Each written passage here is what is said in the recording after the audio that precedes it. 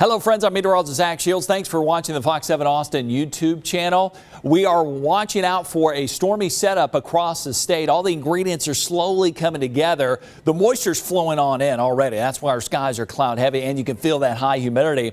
Now we're just waiting on this upper low to tap into that fuel and set off some storms. Not a direct hit for us.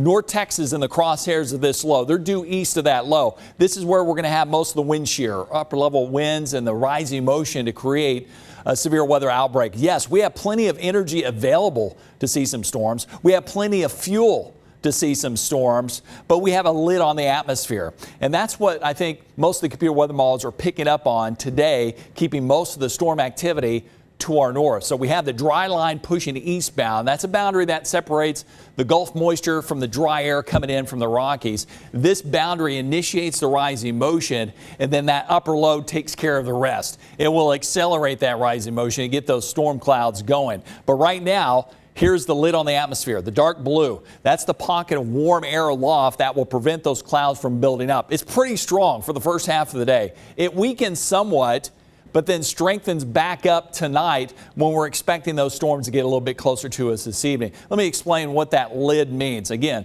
pocket of warm air aloft. You need colder temperatures as you go up in the atmosphere to allow those clouds to build up. If you don't have that scenario, the clouds just cannot tower into thunderstorms. But sometimes when you get that powerful upper low to move across, it filters in some cooler air aloft, and that upper level energy will punch through that lid, and you get those clouds to grow up into thunderstorms. That's more likely to occur up here in North Texas, where they're under a level 3 out of 5 severe weather alert day.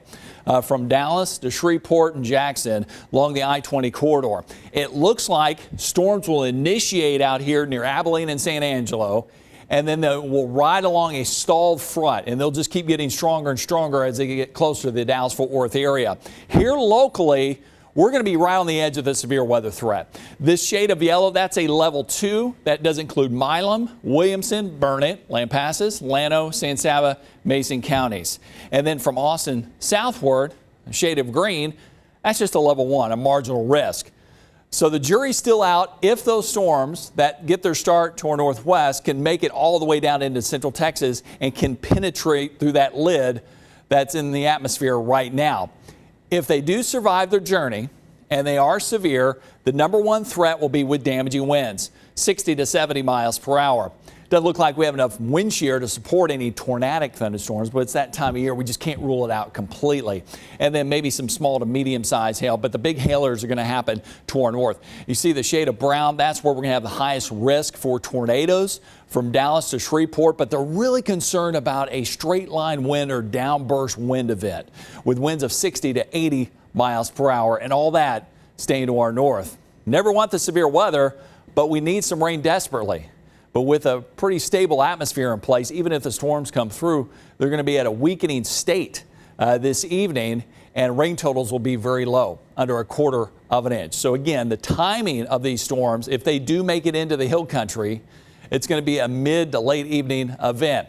Before those storms are up, we'll have a strong southerly wind trying to feed those storms all the fuel. And then when the storms are out of here and the dry line punches through, it's going to crank up the heat. We're going to have a southwesterly component to the wind. That is a downsloping wind that will dry us out, compress the air, and heat it up. And we're going to be challenging record highs. We could tie a record high tomorrow on Tuesday at Camp Mayberry that's been around since 1936. This record at the airport is going to go bye-bye. It's not going to stay that hot for the rest of the week. We have a front coming to town, and the pleasant days and the chilly nights return for Wednesday, Thursday, and Friday. Something to look forward to. But again, we'll keep a close eye on the sky for you with that threat of severe weather trying to move in from North Texas this evening. Thanks for watching.